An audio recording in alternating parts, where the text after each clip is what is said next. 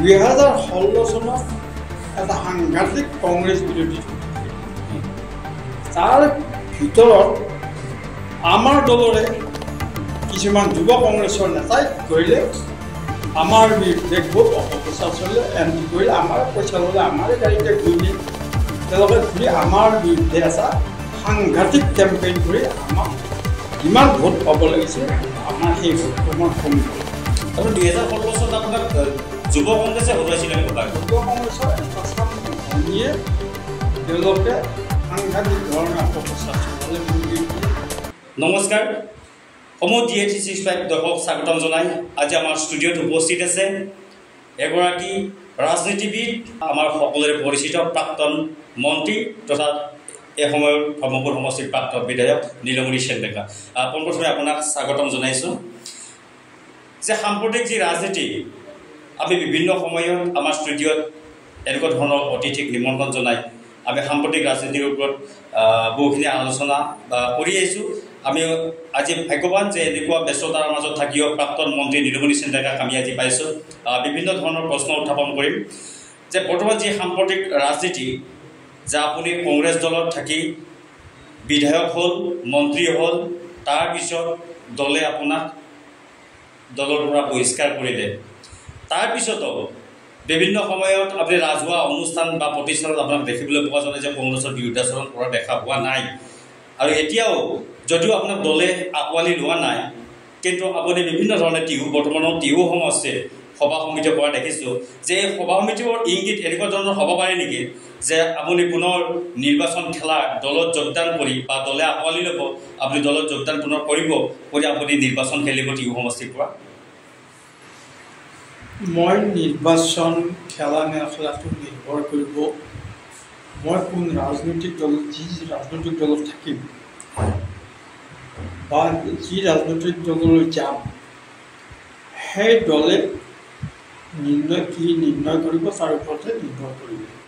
আপুনি কোন দলত যোৱাৰ সম্ভাৱনা আছে? এতিয়া কথাটো হৈছে কি মই টিহু অঞ্চলত ঘূৰিছোঁ, মই ৰাজনৈতিক বাতাবৰণটো পৰ্যালোচনা কৰি আছোঁ আৰু অহা 2026 চনত টিহুকে আদি কৰি নামনি অঞ্চলৰ জনসাধাৰণৰ মতৰ ওপৰত দেখি এই বিষয়ে পৰ্যালোচনা কৰি আছোঁ। এতিয়া কথাটো হ'ল কি, কংগ্ৰেছলৈ উভতি যোৱা নোযোৱাৰ প্ৰশ্নটো নিৰ্ভৰ কৰিব দলৰ ওপৰত। কাৰণ মই সদায়ে কৈ আছোঁ, বিভিন্ন চেনেলতো মই কৈছোঁ যে আমি সাম্প্ৰদায়িক ৰাজনীতিক বিশ্বাস নকৰোঁ। আমি গণতান্ত্ৰিক পৰম্পৰা, আমি ছেকুলাৰিজিমৰ ওপৰত আমাৰ গভীৰ আস্থা আছে। আৰু ভাৰতবৰ্ষত যদি ধৰ্ম নিৰপেক্ষতা নাথাকে তেতিয়াহ'লে ভাৰতবৰ্ষৰ সমাজ ব্যৱস্থা, ৰাষ্ট্ৰীয় গাঁথনি কিছুদিন পিছতে খুলকি পৰিব। কাৰণ ভাৰতবৰ্ষ যেতিয়া ভাৰতবৰ্ষ হিচাপে যুক্তৰাষ্ট্ৰ হিচাপে গঠন কৰা হৈছিল তেতিয়াও কিন্তু ভাৰতবৰ্ষ ভিন্নতাৰ মাজত আছিল। স্বাধীনতাৰ লগে লগে ভাৰতবৰ্ষই ভিন্নতাৰ মাজত একতা স্থাপন কৰিয়ে ভাৰতীয় ৰাষ্ট্ৰ ব্যৱস্থা গঢ়ি উঠিছে। গতিকে যদি সাম্প্ৰদায়িক পৰম্পৰাক আগত ৰাখি, আদৰ্শক আগত ৰাখি ভাৰতৰ বিভিন্ন জনগোষ্ঠী, ভাষা ভাষী লোকৰ মাজত যদি আমি বিভাজন সৃষ্টি কৰোঁ তেতিয়াহ'লে ভাৰত হৈ নাথাকে। আৰু কিছু বছৰ পিছত দেখিব, আজি হয়তো মই ক'লে মানুহে হাঁহিব, মানুহে বিদ্ৰোহ কৰিব, মানুহে অবিশ্বাস কৰিব। মই কিন্তু ভাবোঁ যে সাম্প্ৰদায়িকতাই বিচ্ছিন্নতা আনে, সাম্প্ৰদায়িকতাই বিভেদ আনে, সাম্প্ৰদায়িকতাই সমাজৰ বিভাজন আনে। সেইকাৰণে মই, আমাৰ পৰিয়ালে সাম্প্ৰদায়িক ৰাজনীতিক কেতিয়াও বিশ্বাস নকৰোঁ, বিভাজনমুখী ৰাজনীতিক কেতিয়াও বিশ্বাস নকৰোঁ। আৰু সমাজৰ একতা আৰু সমাজৰ সকলো শ্ৰেণীৰ মাজত থকা ঐক্যহে সমাজখন ধৰি ৰাখিব, ৰাষ্ট্ৰখন ধৰি ৰাখিব। সেইকাৰণে মই যদি যোগদান কৰোঁ, দলত যদি দলে আকোৱালি ল'লেতো বেলেগ কথা।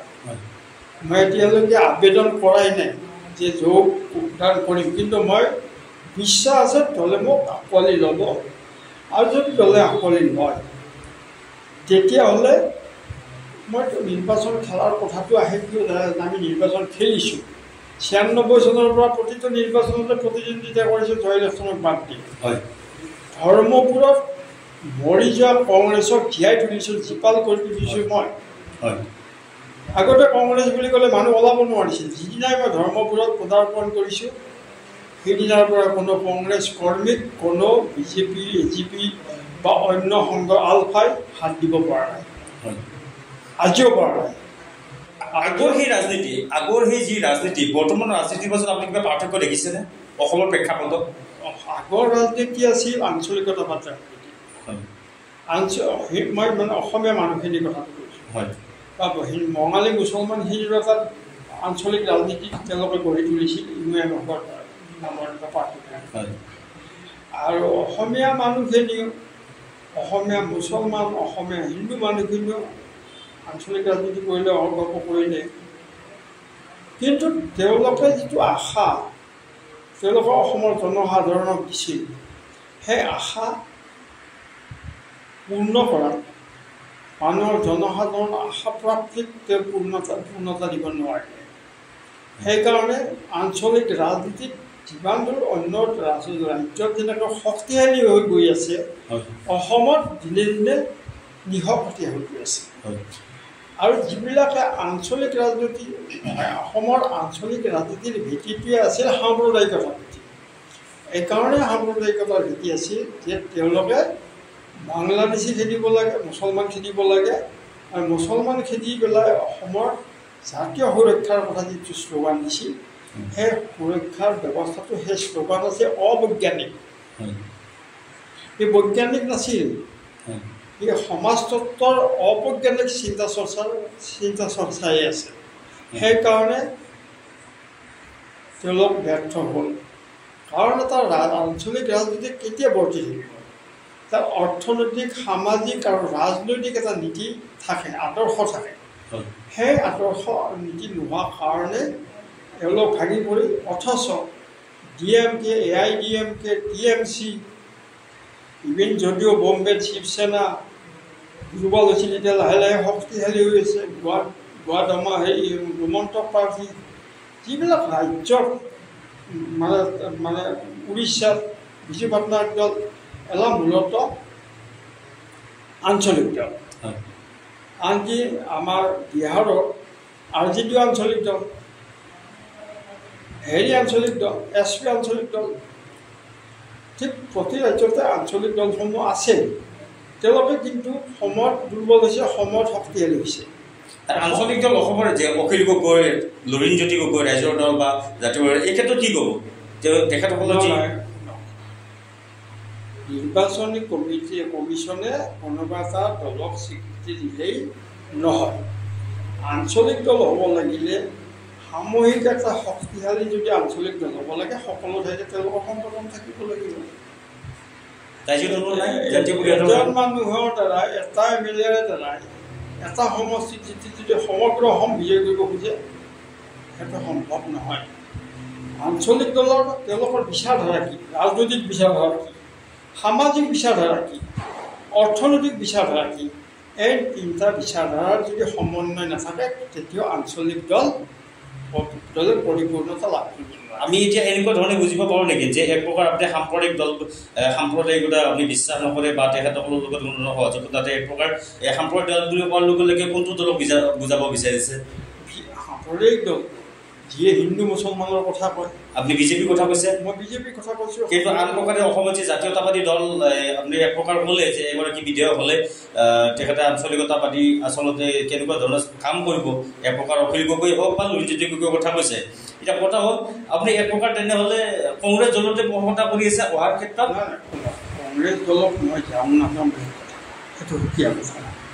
কিন্তু আজি যদি ভাৰতবৰ্ষত গণতন্ত্ৰ ধৰি ৰাখিব লাগে, ভাৰতীয় সমাজ ব্যৱস্থাক যদি পূৰ্ণতা দিব লাগে, তেতিয়াহ'লে একমাত্ৰ ধৰ্মনিৰপেক্ষ দল হৈছে কংগ্ৰেছ। কংগ্ৰেছেই দিব লাগিব, তাৰ বিকল্প নাই। সেইকাৰণে সাম্প্ৰদায়িকতাৰ বিৰোধী যিবিলাক আঞ্চলিক দল আছে সেই কংগ্ৰেছৰ ছত্ৰছায়াত ইণ্ডিয়া এলায়েন্স কৰিছে। গতিকে কংগ্ৰেছ দলটো সকলো ঠাইতে সংগঠন আছে, হয়তো ক'ৰবাত ক্ষমতাত নাই, কেতিয়াবা ক্ষমতাত আহিছে, কিন্তু কংগ্ৰেছ দলৰ মানে সাংগঠনিক স্থিতি সকলো ৰাজ্যতে আছে, সকলো ঠাইতে আছে, আৰু মানুহে কংগ্ৰেছ দলক ধৰ্মনিৰপেক্ষ দল বুলি ইতিমধ্যে স্বীকৃতি দিছে, আৰু ধৰ্মনিৰপেক্ষ শব্দটো সংবিধানত কংগ্ৰেছে আনিছে। আপুনি যিহেতুকে নলবাৰী জিলাৰ ধৰ্মপুৰ সমষ্টিৰ পৰা বিধায়ক হৈ কেবিনেট মন্ত্ৰী পালে, যে নলবাৰী যিটো সময়ত আপুনি বিধায়ক আছিল বা বিধায়ক নাছিল, আপুনি প্ৰতিদ্বন্দ্বিতা কৰিছিল 96 চনত, তাৰপিছত 2001 প্ৰতিদ্বন্দ্বিতা কৰিলে আপুনি জয় হ'ল, তাৰপিছত পুনৰ পৰাজয়, তাৰপিছত আৰু বিজয় হ'ল। বিজয় হোৱাৰ পিছত তাৰপিছত পৰাজয়ৰ পিছত আপোনাক টিকট নিদিলে, তাৰপিছত আপোনাক দলে বৰ্খাস্ত কৰিলে, একপ্ৰকাৰ বহিষ্কাৰ কৰিলে। সেই আগৰ আপোনাক বহিষ্কাৰ কৰাৰ আগৰ যিটো ৰাজনৈতিক সক্ৰিয়তা বা যিটো এক্টিভিটি দলীয় কৰ্মীত, তেতিয়া কেনেকুৱা আৰু বৰ্তমানে কেনেকুৱা দেখিছে আপুনি দৃষ্টিত?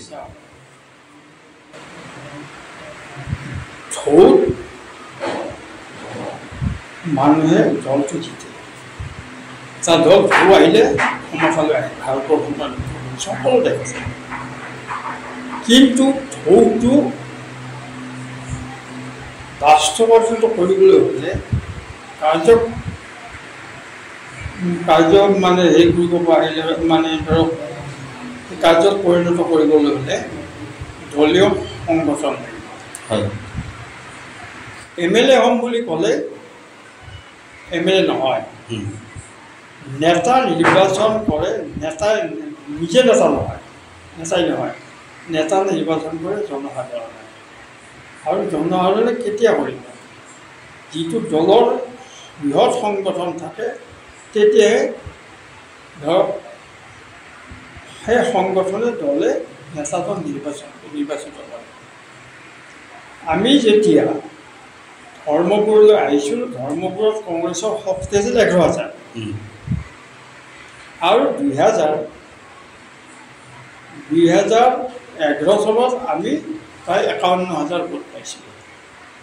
মাজত আৰু ইলেকশ্যন মই খেলিছোঁ, ক্ৰমাগতভাৱে বাঢ়ি গৈছে। 2016 চনত এটা সাংঘাতিক কংগ্ৰেছ বিৰোধী হৈ থাকিল। তাৰ ভিতৰত আমাৰ দলৰে কিছুমান যুৱ কংগ্ৰেছৰ নেতাই কি কৰিলে, আমাৰ বিৰুদ্ধে খুব অপপ্ৰচাৰ চলিলে, এণ্টি কৰিলে, আমাৰ পইচা ল'লে, আমাৰে গাড়ীতে ঘূৰিলে। তেওঁলোকে ঘূৰি আমাৰ বিৰুদ্ধে এটা সাংঘাতিক কেম্পেইন কৰি আমাক যিমান ভোট পাব লাগিছিল, আমাৰ সেই ভোটটো আমাৰ কমি গ'ল। তাৰপৰা 2016 চনত আপোনাক যুৱ কংগ্ৰেছে হৰুৱাইছিলে। যুৱ কংগ্ৰেছৰ এটা চাম কৰ্মীয়ে তেওঁলোকে সাংঘাতিক ধৰণে অপপ্ৰচাৰ চলালে, মোৰ বিৰুদ্ধে দুৰ্নীতি কৰা বুলি অভিযোগ কৰিলে, বিভিন্ন ধৰণৰ অভিযোগ। এই যুৱ কংগ্ৰেছী এই কৰ্মীসকলে স্বতঃস্ফূৰ্তভাৱে আপোনাৰ বিৰোধিতা কৰিছিলে, ইয়াৰ নেতৃত্বত কোনোবা আছে? সেইবিলাক মই এতিয়া ক'বলৈ নাযাওঁ। মই কথাটো কৈছোঁ, সেই সময়ত তেওঁলোকে কৰিলে, তেওঁলোকে ক'লে মই চাকৰি দিব নোৱাৰিলোঁ, এই শ্লোগানটো তেওঁলোকে বেছিকৈ প্ৰচাৰ কৰিলে। কিন্তু তেওঁলোকে এইটো কথা নক'লে যে চাকৰি বন্ধ কৰাৰ কাৰণটো হ'ল যে হাইকোৰ্টত এটা গোচৰ চলি গ'ল, আৰু চাকৰি দিম বুলি মই 1000 চাকৰি ওলাইছে, ধৰ্মপুৰত দিব পাৰিম নেকি? আৰু মন্ত্ৰী এজনে সিমান চাকৰি দিব নোৱাৰে, আৰু দিয়াটো উচিত নহয় যোগ্যতা যদি নাথাকে। কিন্তু তাকে এটা ষড়যন্ত্ৰ কৰি সেই হেৰিটো কৰি পেলাই মোক হৰুৱালে। তাৰপিছত কিন্তু সেই ধৰ্মপুৰৰ কি হ'ল, ধৰ্মপুৰৰ উন্নত ব্যাহত হ'ল, হেৰি হ'ল 2005 ইলেকশ্যনত মোক টিকট নিদিলে, এটা বৃহৎ ষড়যন্ত্ৰ কৰি মোক টিকট নিদিলে। কি লাভ হ'ল? ধৰ্মপুৰত যি হাৰি গ'ল, ধৰ্মপুৰত ইয়াৰ পিছত এতিয়া ধৰ্মপুৰত কংগ্ৰেছৰ হক, আমি ধৰ্মপুৰৰ ল'ৰা, আমি চাওক ধৰ্মপুৰত ক'ত কি সংগঠন আছে। আমাৰ দিনত 12,000 এক্টিভ মেম্বাৰ আছিল, এতিয়া 268টা। তেনেকৈ ময়ো জিকিব নোৱাৰোঁ, কাৰণ সংগঠন নাথাকিলে কোনো নেতাই কেতিয়াও নিৰ্বাচনত জিকিব নোৱাৰে। দলৰ নেতৃত্ব, দলে যেতিয়া আপোনাৰ এক প্ৰকাৰ যি ওপৰমহল কংগ্ৰেছ দলৰ তেখেতসকলৰ ক'ৰবাত ভুল হৈছিল যি নিৰ্বাচন প্ৰক্ৰিয়াত আপোনাক যুৱ কংগ্ৰেছে হৰুৱালে তাৰপিছত বা পুনৰ যুৱ কংগ্ৰেছৰ নেতাগৰাকীক টিকট দিলে কংগ্ৰেছে কমপ্লেইন দি থৈছিলোঁ দলে কৰিছে মই তাত আহি সমালোচনা কৰিব নাপাওঁ যিয়ে নহওক মই বিচাৰিম ধৰ্মবোৰত কংগ্ৰেছটো উজ্জীৱিত হওক কেনেকুৱা ধৰণে উঠিব সংগঠন হওক প্ৰতি চুবুৰীত সংগঠন হওক যুৱকৰ সংগঠন হওক মহিলাৰ সংগঠন হওক নেতৃত্ব কোনে ল'ব যিবিলাক নেতা হ'ব খুজিছে ইয়াৰ কৰক সংগঠন ভাল হ'ব ধৰ্মবোৰ ৰাইজে ভাল হেৰি পাব আশ্বস্ত হ'ব পাৰিব ধৰ্মবোৰ ৰাইজৰ শক্তি বাঢ়িব আপুনি অনুভৱ কৰে নেকি যে আপোনাৰ অনুপস্থিতিত নলবাৰী বিশেষকৈ ধৰ্মপুৰ বৰ্তমানৰ টিহু মছজিদ এক প্ৰকাৰ যি ৰাজনৈতিক দল কংগ্ৰেছ দলৰ যি সক্ৰিয়তা আৰু যি দলীয় কৰ্মীৰ যি আগ্ৰহিতা এক প্ৰকাৰ ক'ৰবাত নাম কৰিছে বুলি ভাবে নেকি মোৰ লগত চন্দ্ৰপুৰৰ কেইবাবাৰো ইলেকশ্যন খেলিছে এবাৰ হাৰিছে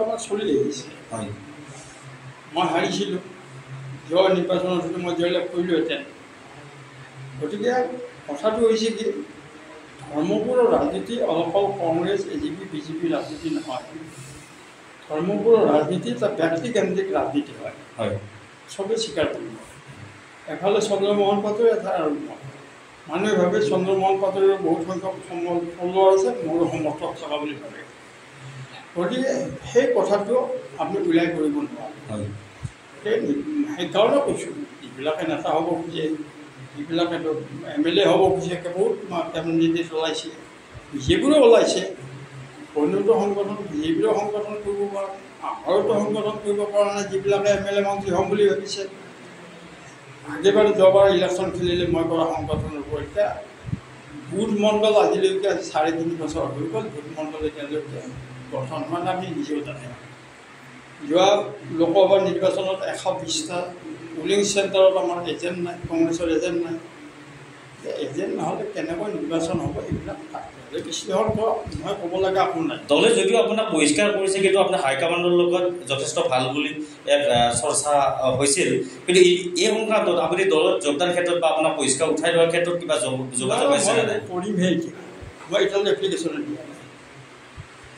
এপ্লিকেশ্যন দিয়া নাই এতিয়ালৈকে কিমান আশাবাদী আপুনি মই দিয়া নাই কাৰণ মই কিতাপ কাগজ কিতাপটো লৈ ব্যস্ত আছোঁ ইয়াৰ মাজতে আৰু আপুনি কেইবাখনো গৱেষণামূলক ইতিমধ্যে গ্ৰন্থ লিখিছে মই 48খন গ্ৰন্থ লিখিছোঁ আৰু মই 14,000 পৃষ্ঠাৰ কিতাপ লিখিছোঁ 14,000 পৃষ্ঠাৰ কিতাপ লিখিছে ক'ত সময় পায় কেনেকুৱা ধৰণে সময় পায় 12 ঘণ্টা কাম কৰোঁ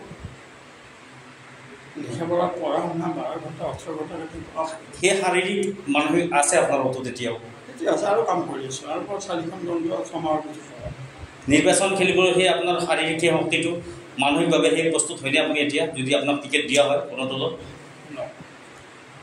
নহ'লে ইমান শুনক ৰাজনীতি কৰাতকৈ কিতাপ লেখাটো বেছি কষ্টকৰ মানুহে এইটো সন্তুলনটো বহুত দৰকাৰ এজন মানুহৰ মানসিক সন্তুলন নাথাকিলে শক্তি নাথাকিলে কোনো কিতাপ লিখিব নোৱাৰে নিৰ্বাচন খেলাটো দুটা বাক্যটো দুআষাৰ ভাষণ দিলোঁ হাততালি দিলে তাৰপিছত ৰাইজৰ মাজত সোমালোঁ সেইটো এটা সহজ প্ৰচেছ বৰ কষ্টকৰ নহয় কিন্তু কিতাপ লেখা গ্ৰন্থ লেখা তথ্যভিত্তিক গ্ৰন্থ লেখা অতি কঠিন আৰু অসমত তথ্যভিত্তিক গ্ৰন্থ লেখাৰ পৰম্পৰাটো মই প্ৰথম আৰম্ভ কৰিছোঁ হয় নহয় এক প্ৰকাৰ আপোনাৰ যিটো বংশগতভাৱে আপোনাৰ গোটেই বংশ সাহিত্য জগতখনৰ লগত জড়িত আৰু সেই হিচাপেও আপুনি যথেষ্ট অনুপ্ৰেৰণা পাইছিল নিশ্চয় সেই অনুপ্ৰেৰণাটো আপুনি এতিয়া অটুট ৰাখিছে আৰু সেই হিচাপে বহুকেইখন গ্ৰন্থ আপুনি লিখি উলিয়াইছে এগৰাকী ৰাজনীতিবিদ হোৱাৰ উপৰি আপুনি এগৰাকী সুলেখক সাহিত্যিক কিন্তু এই ক্ষেত্ৰত মই যদি আপোনাক মানে ক'বলৈ দিওঁ যে বৰ্তমানৰ যুৱ প্ৰজন্মক আপুনি কি আহ্বান জনাব এগৰাকী প্ৰবীণ নেতা হিচাপে